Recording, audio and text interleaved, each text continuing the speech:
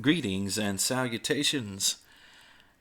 Welcome to a very cool video, or at least I hope it will be. We're going to look at how Linux boots. This is a very complex subject. A viewer asked me a few weeks ago what appears to be a simple question: what happens between the time you press the power button and the time you get to a login screen?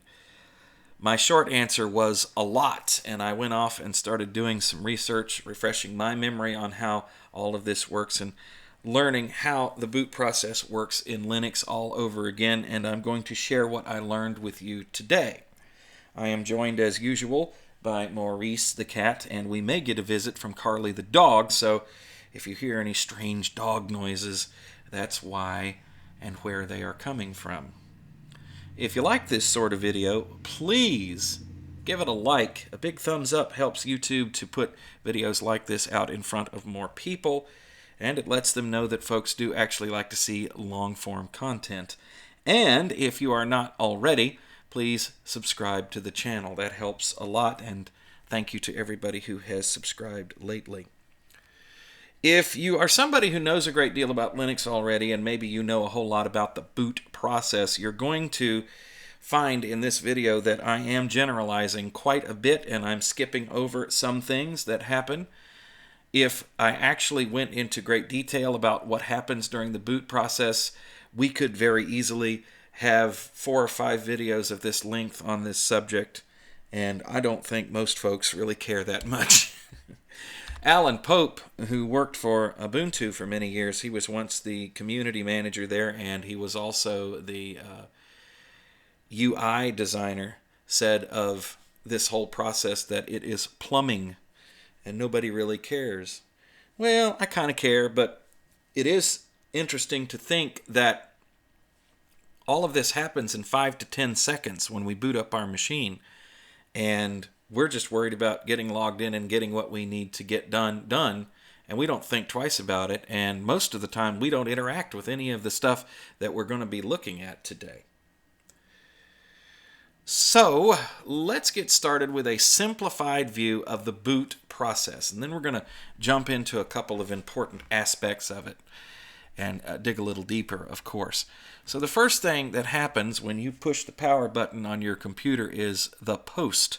That is the power on self-test, and it is run by the computer itself. It's a diagnostic procedure where the computer goes and checks out the CPU and the memory and the hard drives and any other peripherals that are hooked to it to make sure everything is working the way it's supposed to. In years past, when you would turn on a computer, the post would end with a nice little beep. These days that doesn't happen anymore. The only time that you will hear a beep from a computer is if there's something wrong. It will usually stop during the post and start beeping profusely, and it will not boot. And then you know you have some sort of hardware issue that you have to go figure out. After the post, one of two things happen. We either have the BIOS start working, which is basic input-output system. This is the older way of booting a computer, or UEFI, Unified Extensible Firmware Interface. Now, all that does is to find and start the bootloader. The bootloader is when booting actually begins. So in Linux, there are several bootloaders that are available, but most distributions ship with GRUB by default. So we're going to concentrate on GRUB in this video, and GRUB stands for Grand Unified Bootloader. It's been around for a very long time. It gives users a chance to choose an operating system. So if you have a dual boot machine that has Linux and Windows on it, GRUB will stop and let you choose that from a menu. And it also offers the ability to run older kernels. So most of the time with Linux, you'll have the newest kernel running, and then the older kernel is still on the machine just in case something goes wrong and you need to boot to a known stable kernel. You can do that with GRUB as well. It also has a recovery mode, and memory testing is available sometimes in GRUB, especially on the original BIOS version of GRUB, and it also has a shell. So GRUB itself has a command line that you can use to troubleshoot problems if the machine is not booting properly or you want to change a configuration or something like that. GRUB usually loads the latest Linux kernel and the initramfs automatically that goes with it. We'll talk about what that is shortly. It starts the kernel and exits. It's done its job and it goes away. The next thing that happens is the Linux kernel is loaded into memory, and then it is started with the boot command, which comes from the GRUB bootloader. It initializes devices and loads drivers, kernel modules, and the init program from initramfs. Initramfs is sort of like a RAM drive, but not exactly in the sense that we think of creating a RAM drive on a Linux system where it's a file system that's living in memory. Initramfs is an archive of sorts, and it's loaded along with the kernel, and what it does is it acts as the kernel's root file system, its environment that it needs to work in. Now, BIOS can read hard drives, block storage devices. It can do it, but it doesn't do it in a particularly efficient way. It uses something called LBA, and LBA is kind of clumsy. So if we can load this archive into memory as the kernel starts, it will mean that we'll have a more robust initialization of the kernel. We're not worrying about the kernel maybe getting some sort of garbage from the hard drive that isn't there because we're not using the more efficient drivers. And also, of course, it makes it faster because it's reading it from RAM. So while it is doing that, it mounts the root file system toward the end of the initialization of the kernel itself, and then it switches over from initramfs to the actual physical drive, and then it starts a process with an ID of 1 called init, and this is where user space begins. If you've ever listened to Linus Torvalds talk about developing the kernel, he'll talk about how the biggest rule in kernel development is to stay out of user space, not affect anything in user space. That's what he's talking about. The kernel itself is its own little contained environment, and after the system is up and running, of course, it is the interface between all of the programs and processes that we have on our machine and the actual hardware itself. But user space begins with init, and that is a process ID of 1. Init these days in Linux is systemd. It's found on just about every major distribution.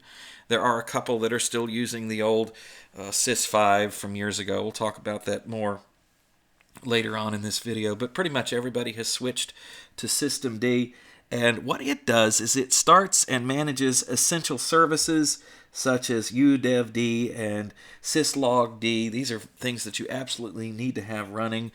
It sets up network configuration and starts high-level services like cron for timing things and cups for printing.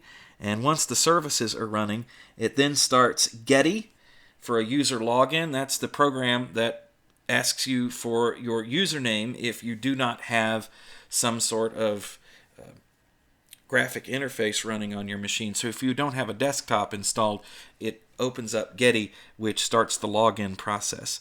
If you do, then it opens up something like GDM, which is the GNOME Desktop Manager, KDM, which is the KDE Desktop Manager, or LightDM, which is the one that is used these days by Linux Mint. LightDM was used by Ubuntu for many years as well. It's a great desktop manager. The init program is also used to perform an orderly computer shutdown. So this runs all the time. Init does a lot. Init takes care of all of the services running in the background that you need to make your system work. We're going to dig into that a little bit later on, and also it provides ways for you to start, stop, and check out those services and make sure they're okay. And you can even add services to init, things that you come up with that you need to have running in the background. You can create services of your own and it will run them for you. So that is the basic startup procedure. Let's dig into some of what's going on, and we'll also have some practical examples.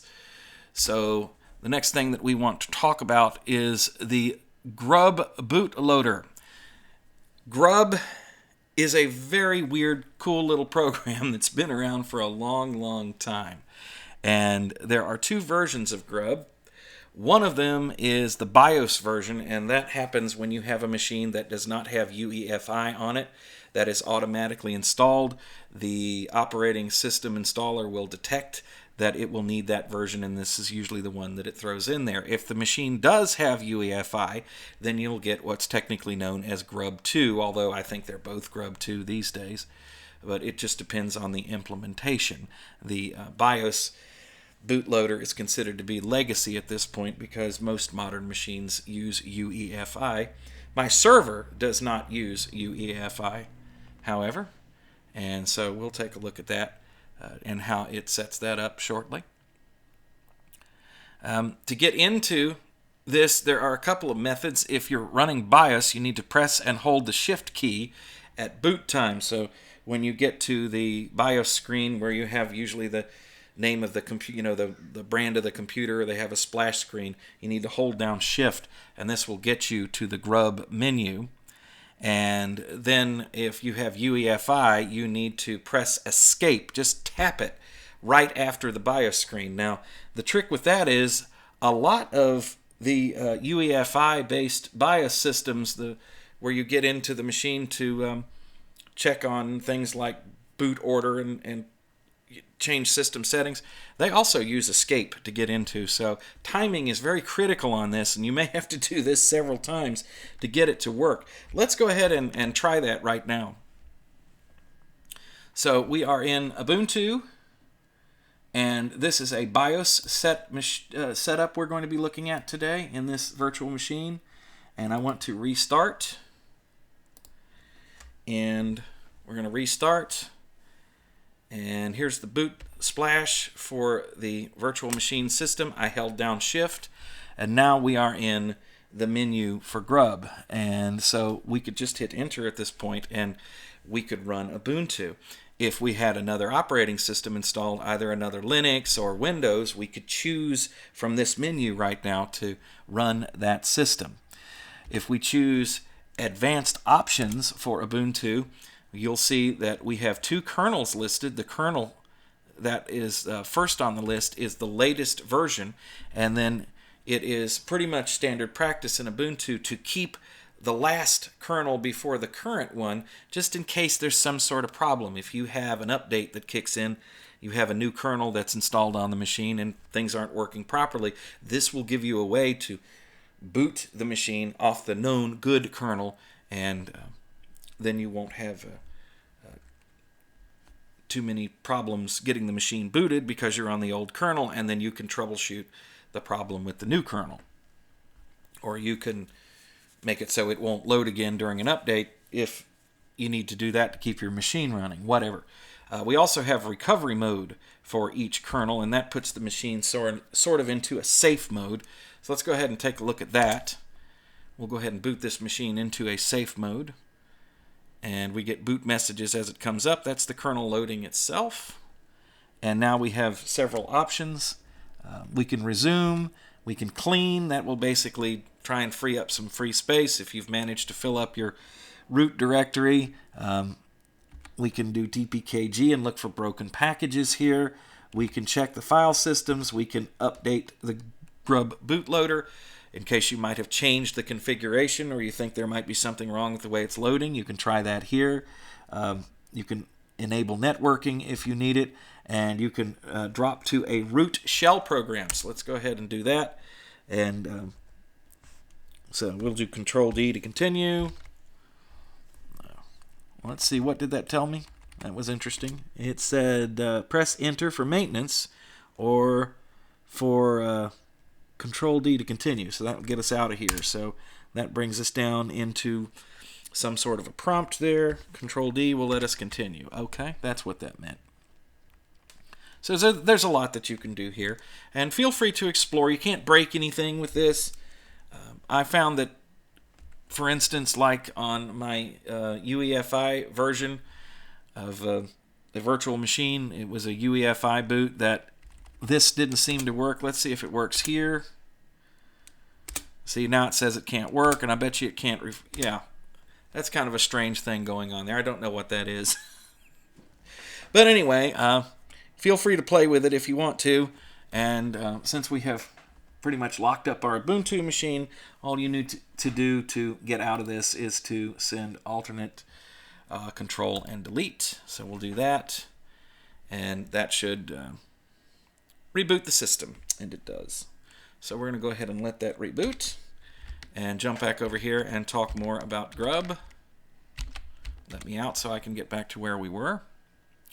So how does it work? Well, it depends on whether we're using BIOS or UEFI. BIOS is a little bit more complex to understand. This is the old boot system that's falling out of favor, but if you like to restore old machines, or you're on an older machine that will let you completely turn EFI off and go into a legacy BIOS mode, then you probably need to know about this.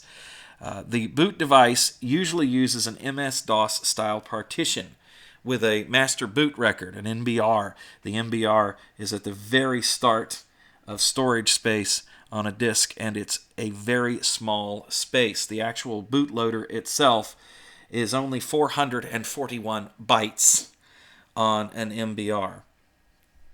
The whole GRUB loader will obviously not fit, so the MBR is running what is really just sort of like a link to GRUB. It's more than a link because it's executable, but really what it does is it tells the system, okay, I'm running, and then it goes and it loads the rest of GRUB from where it lives. BIOS searches for the MBR right after post, and it can read block storage devices, the BIOS itself, but it uses something called LBA, which is block label addressing.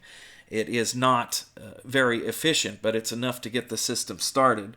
The main part of GRUB is stored in /boot/GRUB, and BIOS style booting is possible with the GPT partitioning scheme. What it does is it creates a small 512 byte partition at the beginning of the boot disk that holds the MBR, and the rest of it is GPT. And I think that's how it did it when it set up this Ubuntu machine. So we can run over here and take a look at this very quickly. See what that setup looks like. Now this machine that I'm running Ubuntu on is very slow. I've crippled it for a reason. I've made it so it runs extremely slow. And so what we can do is bring up a terminal here. And what we'll do is run lsblock, which will show us the partitions. And down here you will see that we have a very small 1 megabyte partition there.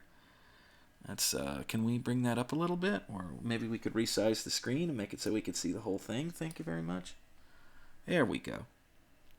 So you see down here that we do have a partition at the beginning of the drive, and then we have the root partition where the rest of the operating system lives, and that 1 megabyte partition is where the legacy MBR is stored on this system.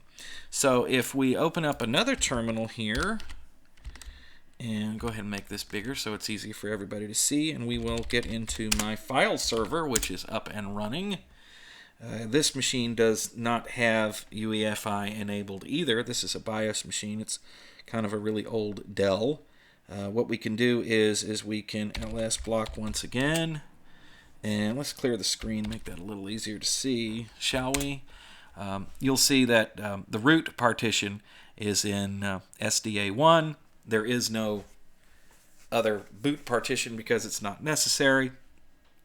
And then we have the home partition, which is in SDA2. So this is how BIOS lays things out on a drive. And in this case, the bootloader is crammed in the very beginning of the drive before the partition table in the MS-DOS master boot record, because that's the way I set this machine up. I actually used the MS-DOS partitioning for this machine when I put it together.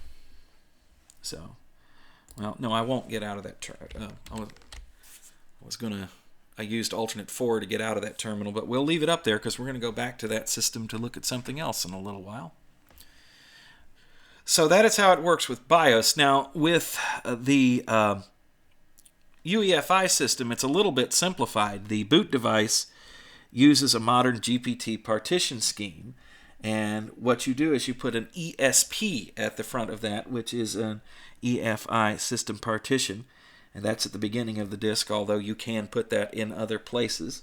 That's what I'm given to understand, at least, but I always stick it right up front because that's what most of the tutorials out there say to do. The ESP holds the GRUB executable file. It's the actual bootloader itself, and that fires off, and then the firmware starts this file right after post. The ESP is mounted at /boot/EFI, and the ESP is flagged as boot and ESP at installation and is usually between 512 megabytes and 1 gigabyte in size. So if we open up a terminal and we look at this machine that we're recording the video on, this is my main machine, big boy, we can do ls-block again, and we will see that we're running NVMe drives here, and the first partition on the drive is the 512 megabyte ESP that's mounted at boot EFI. So that's how that system works. It's the main difference. Now, the other thing that comes along with UEFI, and I will just mention it here, is the fact that you have to deal with secure boot. And if you're running something like Ubuntu or Linux Mint, usually that just takes care of itself at install, but sometimes you have to turn that off to get things up and running. So that is how GRUB does its thing. The next thing we need to talk about is the Linux kernel itself and what goes on when that is running, or rather initializing itself and getting itself up and running. And you really can't interact with that. This happens on its own. The kernel is maintained by the kernel developers and the distribution that you're using. There really is no interaction here. So what GRUB does is it loads the selected Linux kernel and its corresponding initramfs file into memory from its boot directory, and then it follows the comments, or the commands rather, in grub.cfg or grub.config. It may also load additional kernel modules along with the main kernel. As a matter of fact, that happens most of the time by default these days. The grub config file is maintained by the distribution, but users can modify it, but you don't do it by editing it directly. What you do is you edit a file called grub in etc. It's under etc/default/grub, and then you update the grub program with something like update grub. That's the command, and then it will take your changes and put it in the main file. It's done that way because the distribution maintains grub for you, and if you make direct changes and the distribution makes a change, that could cause a conflict or erase your change or whatever, but this will put your change in there and make sure that it stays there. And then once grub fires off the boot command for the kernel starts and grub exits, and the kernel inspects the system. It sets up hardware by loading drivers from initramfs. It mounts the root file system and then starts init. And the moment that it starts init is when user space begins. So you can use dmessage to see what the kernel is doing after you do a boot. But during the boot process, the distributions don't show you what the kernel is doing. You don't see it. It never shows up on the screen. So, but you can get most of those messages by looking at dmessage. Not all of them. Some of the boot messages just roll right up the screen and they're gone. We can look at that very quickly here. So let's go over here to our Ubuntu virtual machine, and we're going to reboot it. And when it comes back around, if I hit escape, as soon as we see the Ubuntu logo here, then it will actually show you the messages. Now remember, escape is also what we would use on an EFI machine to get to the GRUB bootloader, so here's another use for escape, but this gives you some idea of what's going on in the background there as Ubuntu loads. And most of the distributions that have some sort of splash screen that covers that up will give you some sort of way to see what's going on. So to kind of get an idea of what the kernel is doing at boot time, what we can do is reboot our server here. This is a very simple configuration. The kernel doesn't actually have a whole lot to do.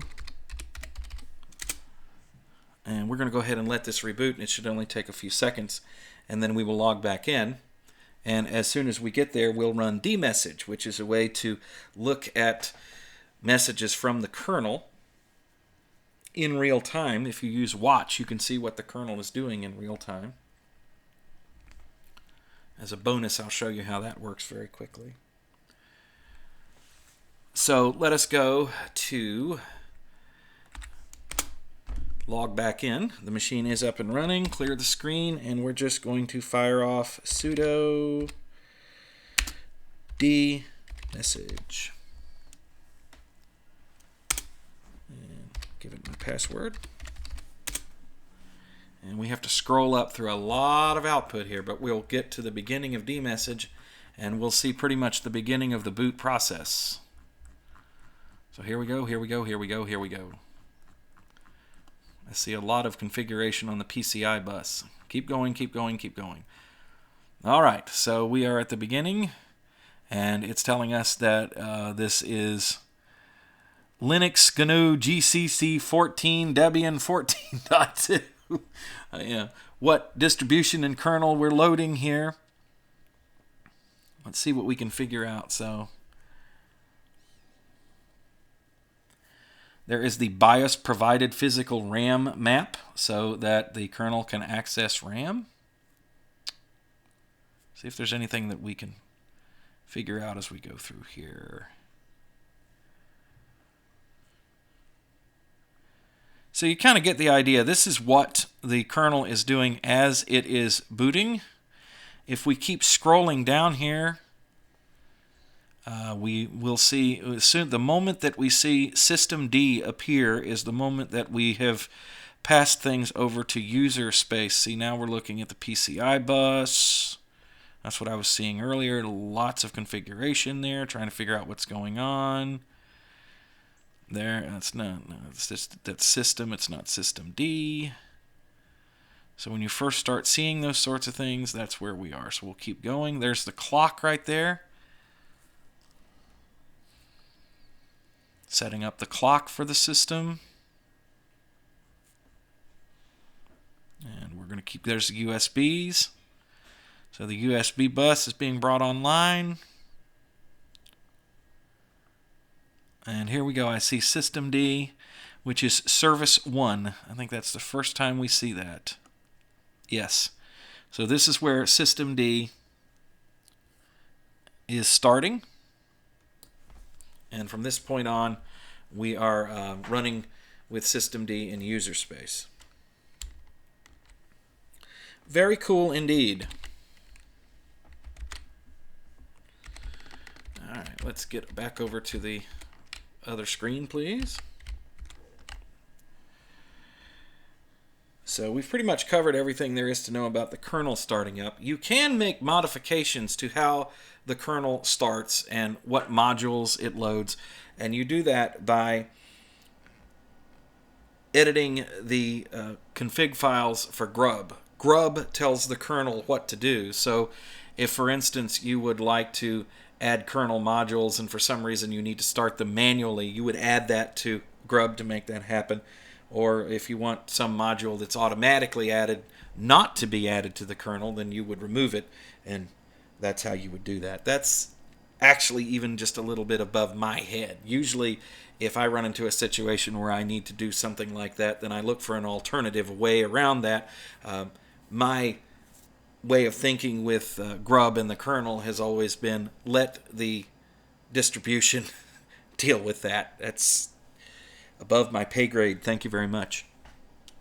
All right, next please. Next slide. I need to scroll up because there's a lot on this particular page.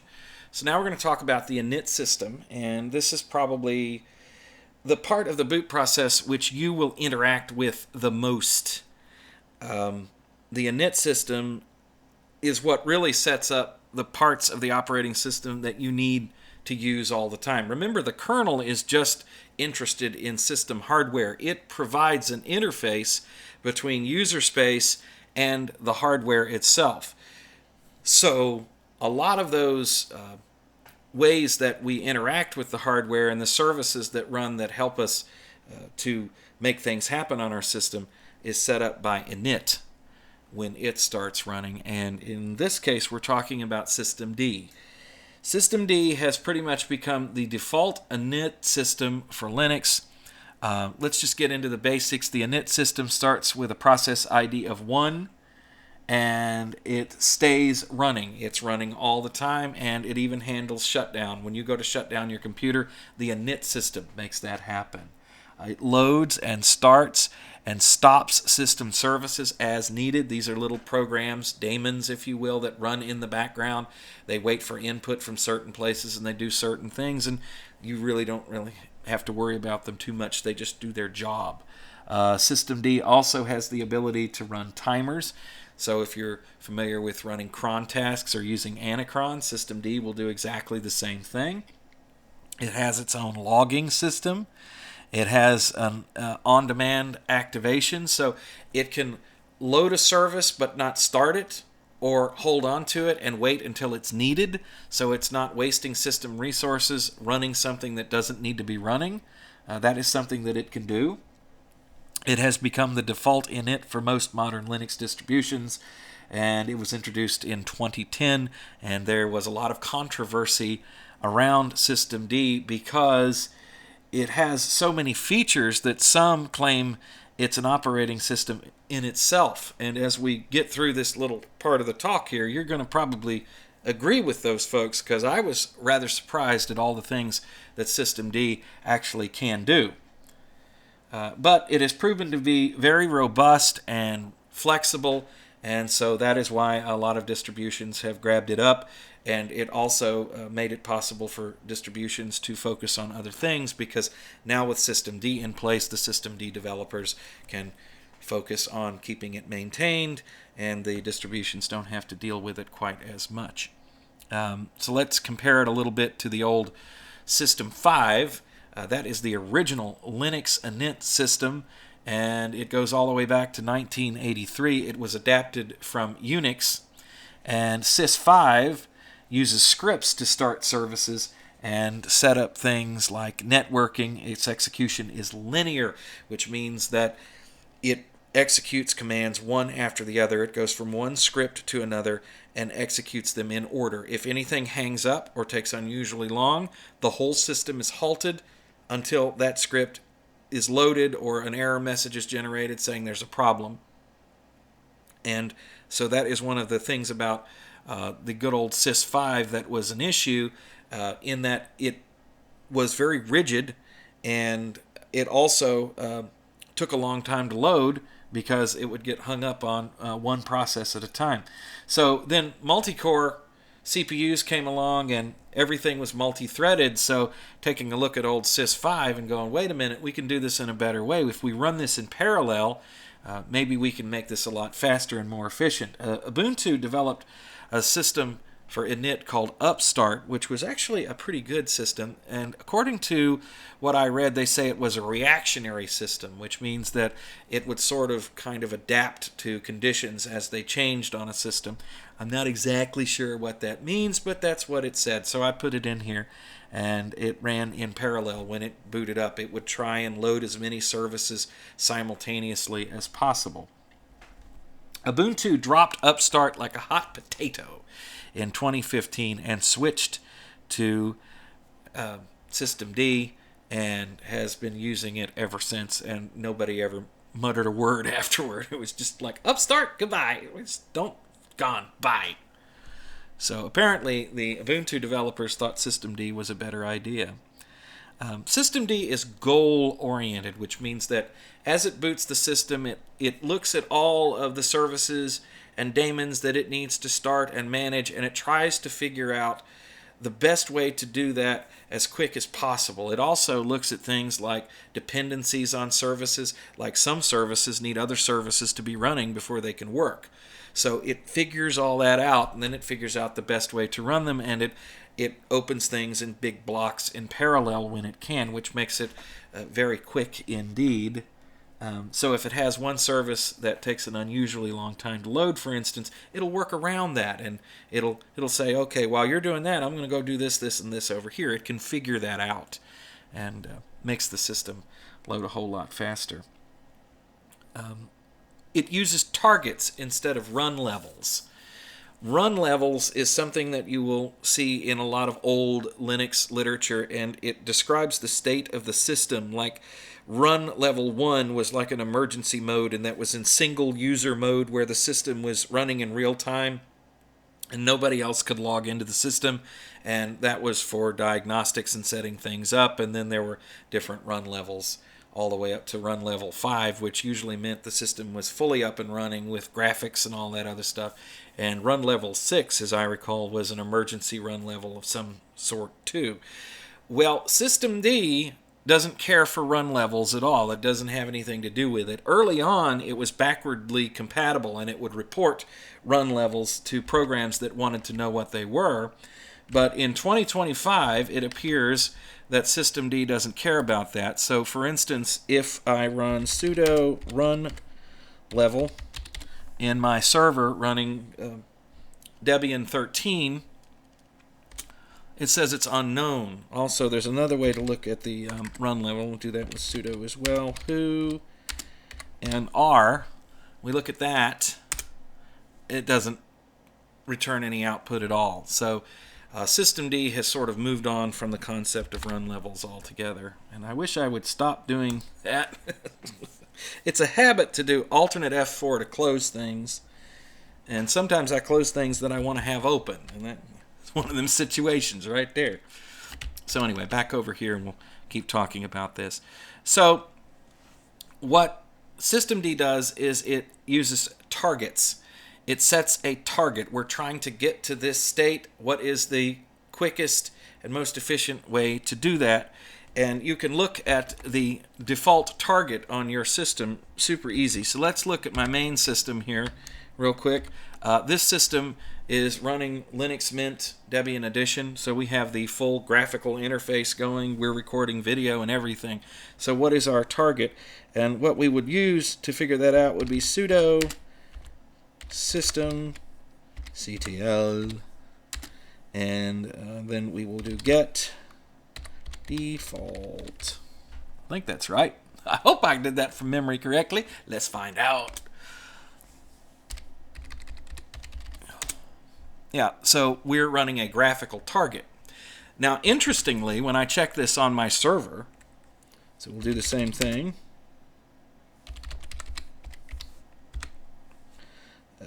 Get default. It's also a graphical target. There's no graphics running on this machine, but it really doesn't matter because it seems to be working fine. It would just seem to me that a server would have sort of a different sort of target, but systemd is targeting everything for graphics on Debian, it seems to be. So what else can we get into here? Systemd calls jobs units. Everything is a unit, and it activates those units.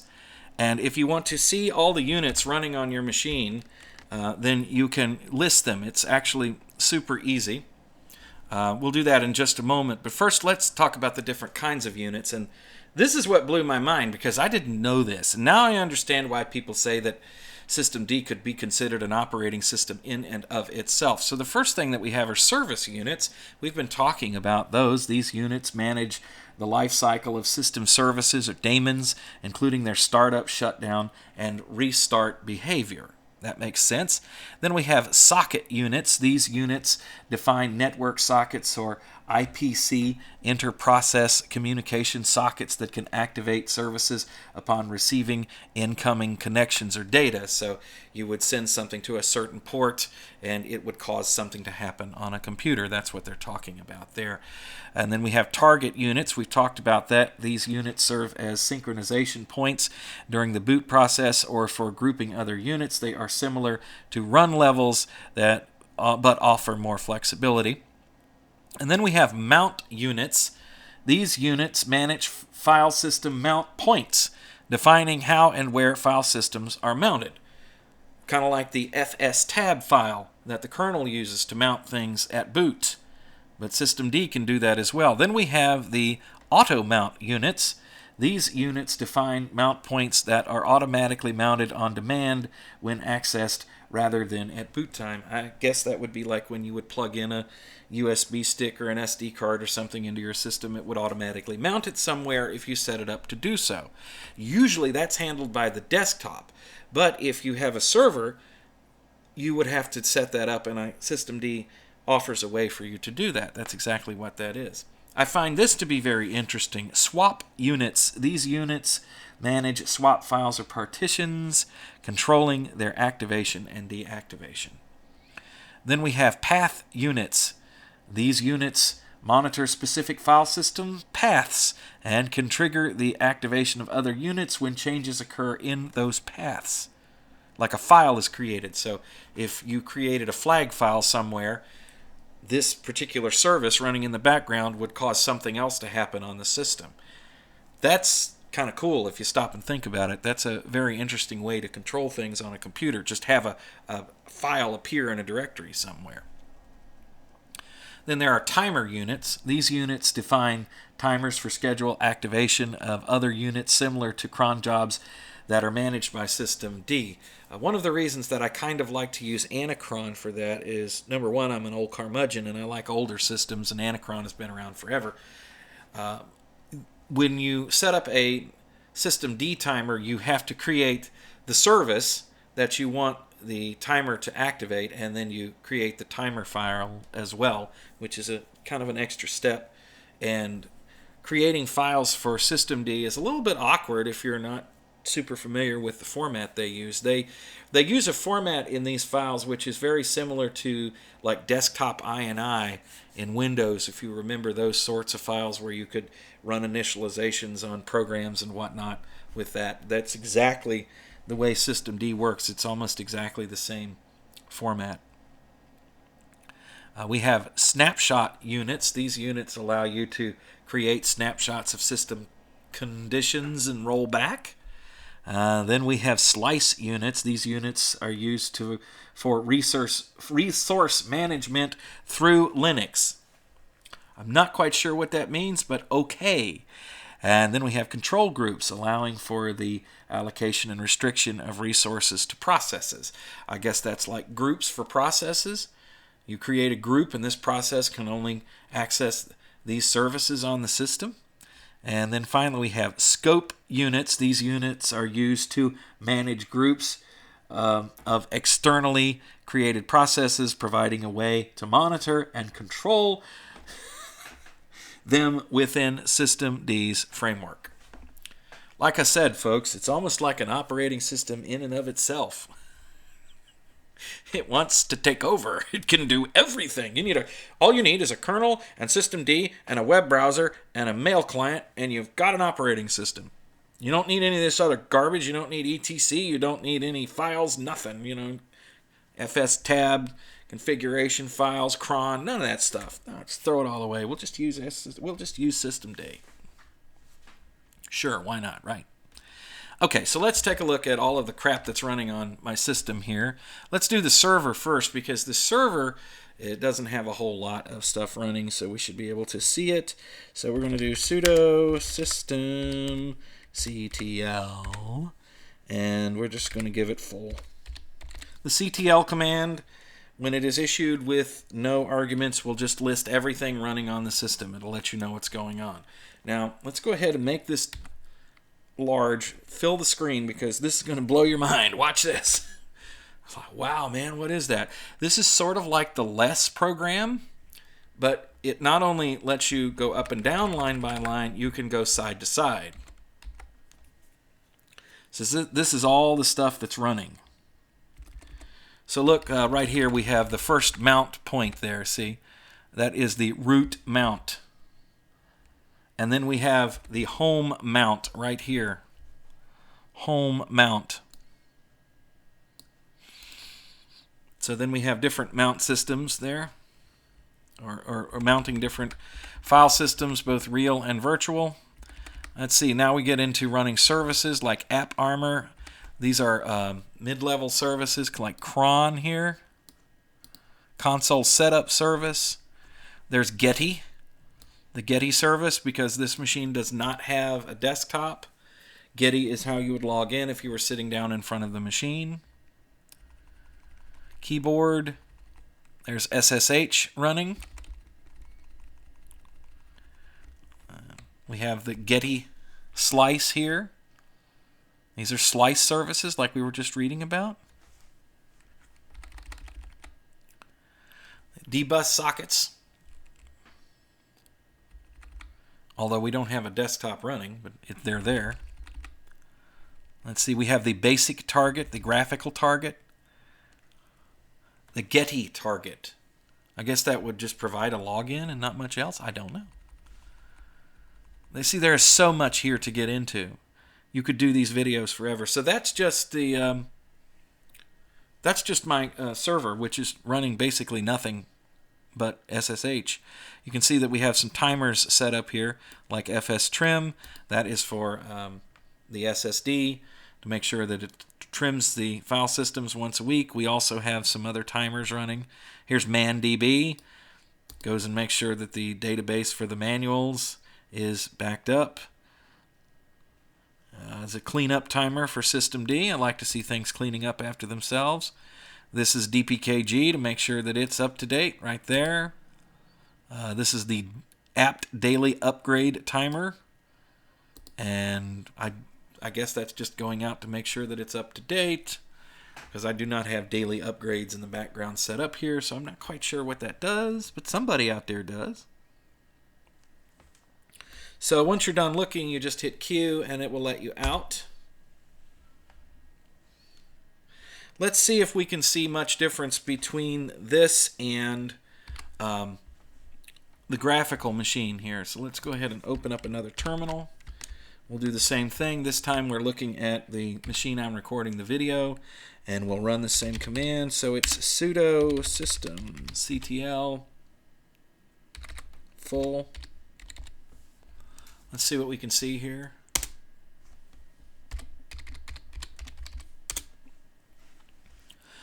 It's probably going to be very similar. These machines both have Debian 13 as the base.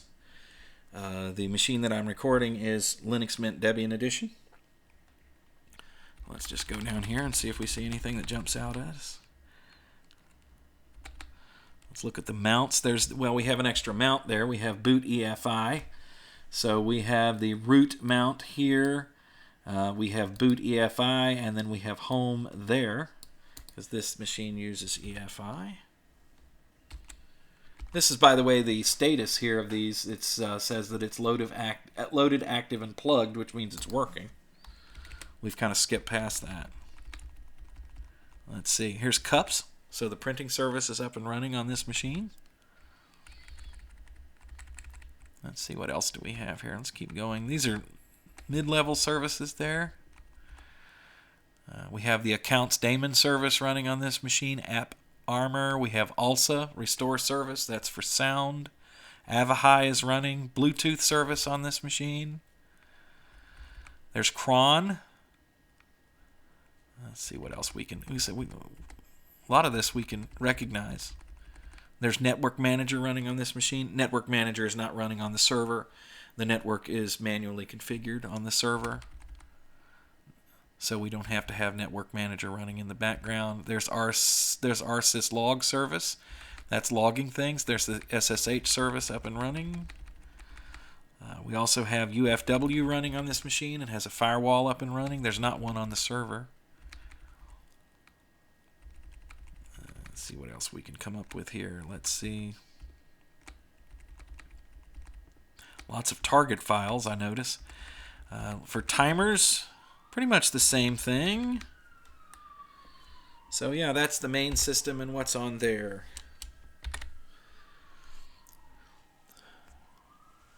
So let's see here. Let's go ahead and get out of there. We'll clear that. We'll come back to it. Maybe we'll find something else to look at here. Go back over to the notes. We can check on the status of any service that we like. So let's go over here and do that on the file server. So we will once again use sudo, and we're going to get status as it is pronounced in Britain, and let's get SSHD and see what that service is doing. And it seems to be up and running, and it's running fine. It's doing what it's supposed to do. And of course this spills off the screen, so you can do that, so you can figure out what's going on there. And then we can get out with Q. And let's do that one more time. And this time around, instead of looking at that, we're going to look at a timer. Let's look at fs trim. And we can see what that's doing. Ooh. Oh, I spelled it wrong. Okay, that's correct. Here we go. It says that that timer is up and running. Now, if we want to check and see what a service is doing, we can use the log to do that in systemd. So we're going to look at that. Here is the how we check out logs in systemd. This is a bit of a rub with some people because systemd does not save logs in plain text format. It saves them in their own kind of proprietary format, and you have to use the system journal here to get information from them. And that kind of ruffles some people's feathers because, as we have discussed on this channel, Linux in and of itself is considered to be a system of files, and the more of those that are just plain text files and easily readable, the better. So, not going to get into that debate. But we will check this out. So we're going to do, let's do journal, CTL, and we will take a look at the FS trim. Kind of nice to know if that's working, and you have to spell that correctly or it won't work. Okay, let's see what we get here. Yep, that's correct. Still got it wrong. Let's see, it's an invalid argument. What did I get wrong? Is it trim FS? No, it's FS trim. Oh, that's why. It wasn't the spelling, it was the fact that you forgot the U. I'm new to this too in a lot of ways. I don't really use this stuff all the time, so cut me some slack. All right, so we can see that this has been working. It's been doing exactly what it's supposed to do. And that is once a week it is supposed to run the fs trim command on our SSD so that we can have proper wear leveling. Very nice indeed. Let's clear that and let's look at SSHD and see if we have anything from there.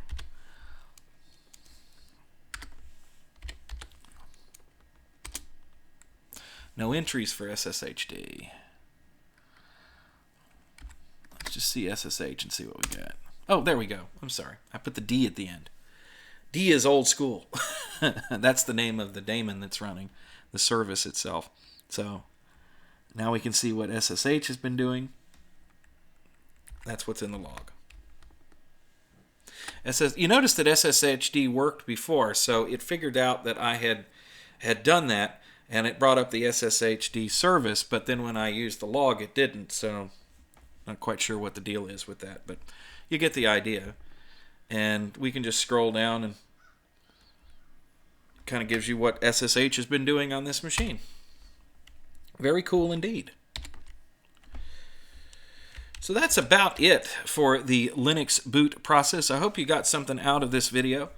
We'll mention that users can add their own unit files to systemd. You have a special directory for that. It's etc systemd system, but I'm not going to get into that in this video because that's way beyond the scope of what we're talking about. But someday you may find yourself needing to create a service or a timer, and you'll no doubt want to go look that up.